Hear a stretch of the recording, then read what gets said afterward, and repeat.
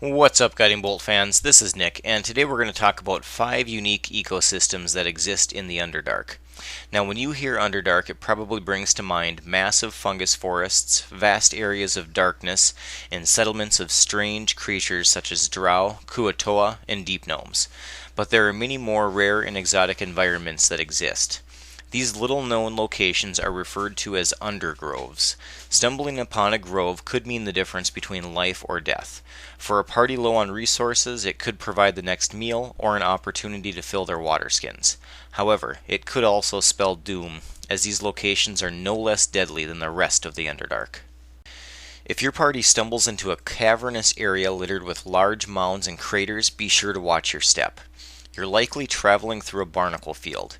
These mounds are actually insectoid-like creatures known as deep barnacles. Growing up to 20 feet in diameter, deep barnacles are nearly immobile. They survive in the Underdark because of their near impenetrable shell. Should something manage to penetrate the shell, they're rewarded with putrid-tasting meat and the danger of contracting a trog fungus infection. Deep barnacles typically keep their mouth open to catch dripping water, bat droppings, insects, and small rodents.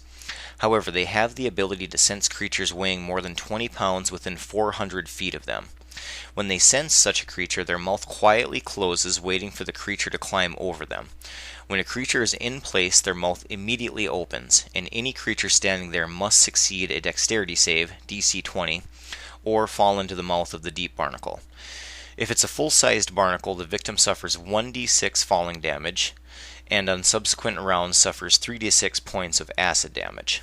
A full-sized deep barnacle can contain one large creature, two medium-sized creatures, or 4 small creatures, or 8 tiny creatures. Individuals swallowed by a deep barnacle are considered grappled. Once inside the barnacle, there are 2 ways to escape. A successful DC 25 strength check to force the mouth open, and creatures external can provide help, or dealing 30 points of slashing or piercing weapon damage to the mouth to cut your way out. I guess technically there are 3 ways out. You could also pass through the digestive tract. The next location is called a bone garden. These small underground pockets form beneath the graveyards of surface dwellers, or below the sites of large battles where many lives were lost. You can tell a bone garden by the dirt covering the floor and the multitude of bones lying about. The earthen ceiling is usually very high and forms a dome shape. The ceiling is draped with a fungus called bloodroot. Finding bloodroot can be a good sign. First, it means you're close to the surface, and second, when freshly picked, the shoots are edible and high in protein. 1/4 pound is enough to feed a medium-sized humanoid. Unfortunately, it has a short shelf life and begins to rot within 24 hours. Bone garden sites are also the home to rare species of mushrooms called blind-eye puffballs. These thumbnail-sized mushrooms grow only on bones and cartilage. When ruptured, they release a 10-foot radius cloud of spores, and any sighted creature in the area must make a con save DC 15 or be blinded.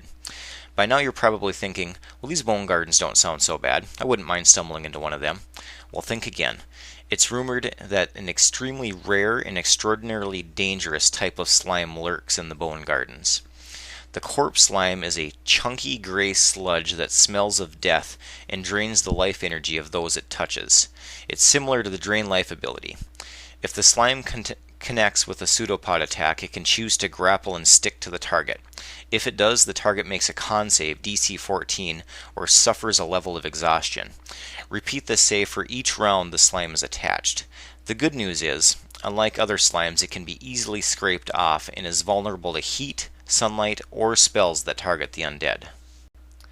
Blackwater Groves are created when water seeps into the ground and comes into contact with large deposits of soluble minerals.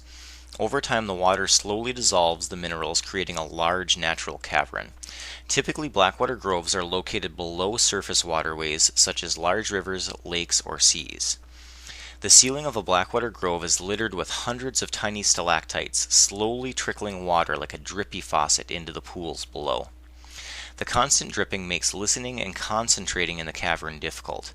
Spellcasters concentrating on spells in such an area must make a concentration check each round, even if they haven't taken damage.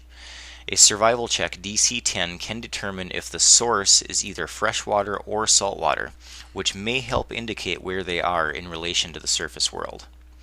The floor of a Blackwater Grove is covered with a fine sludge, ranging from 6 inches to multiple feet in depth.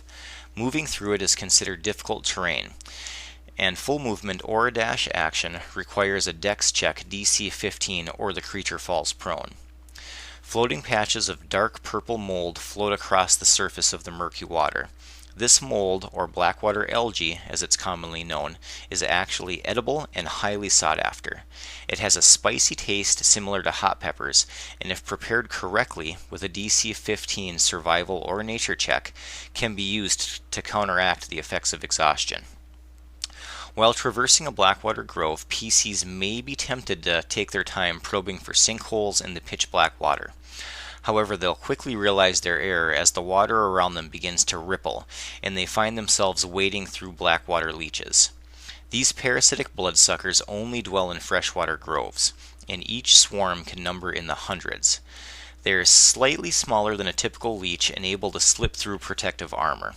Although their bite is completely painless and their attack causes no hit point damage, each round in the swarm does require a con save DC 12. On a fail, the target's con is reduced by 1d4 points, killing the target if their con is reduced to 0. An attack or spell that deals more than 10 points of electricity or acid damage kills enough of them to clear a 15-foot cube of water. A long rest is required to restore constitution points lost to the leeches. No one knows for sure how salt hives were created. The most accepted answer is that they're the product of erosion caused by runoff from underground lakes. Most of the passages in a salt hive are no more than 5 feet in diameter. The walls of a salt hive are very brittle, and causing 10 points of damage or more to either the ceiling or wall will cause it to crumble and collapse in a 10-foot area. Creatures inside the collapse zone suffer 2d6 points of bludgeoning damage, and on a failed dex save, DC 15 are considered grappled, and begin to slowly suffocate. Any creature trapped under the salt may attempt a DC 20 strength check to try and claw their way out. While navigating the hive, a perceptive player may notice small patches of gray, prickly fungus peeking out from inside the walls. This scarce plant is called a cactus fungus. They are semicircular in shape and can grow up to 8 inches in diameter. A full-sized cactus fungus can store enough water to sustain a medium-sized creature for half a day. This can be a real lifesaver, assuming it can be extracted without causing a cave-in, crushing both the plant and the tunnel's inhabitants. Unfortunately, cave-ins aren't the only danger associated with navigating a salt hive.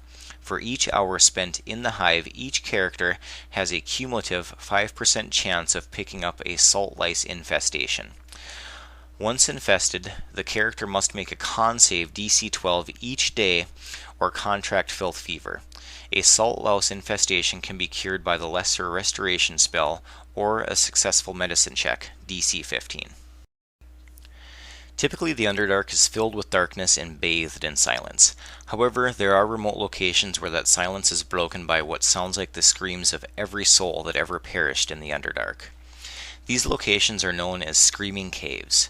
Screaming caves form in proximity to large sources of geothermal heat. Air below the cave is heated, causing it to expand and force its way through the cracks in the rock. When the air escapes, it makes a horrible screaming sound that echoes and reverberates throughout the cave system. The screaming isn't constant and typically happens every 1d4 minutes. When multiple fissures erupt at the same time, the screaming amplifies into a deafening wail. Multiple fissures erupt every 1d4 plus 10 minutes, and creatures in the cave when this occurs make a con save DC 16 or are deafened for 1d4 rounds. Screaming caves are also very hot. The temperature can be anywhere from 90 to 110 degrees. See page 110 of the Dungeon Master Guide for dealing with extreme heat. This heat can attract various creatures, and it's also the perfect habitat for fungus growth and mold. Water is abundant in these caves, and sometimes a relaxing hot spring forms a natural bathing area, as long as you can deal with the smell of rotten eggs because of the high sulfur content. Probably the most dangerous component of traversing a screaming cave is dealing with the steam bursts. These blasts of piping hot steam happen at random. They burst forth from cracks like geysers with little to no warning in a 25-foot cone. Anyone caught in the area takes 3d6 points of fire damage, half that on a successful deck save DC 15. To partially quote Ducky from The Land Before Time, don't step on a crack or you'll be turned into a lobster. Alright, Guiding Bolt fans, that's all I have for today. As always, thank you for viewing. Please leave a comment or tick that like button. Also remember to subscribe, as we'll be back next week with even more tabletop content.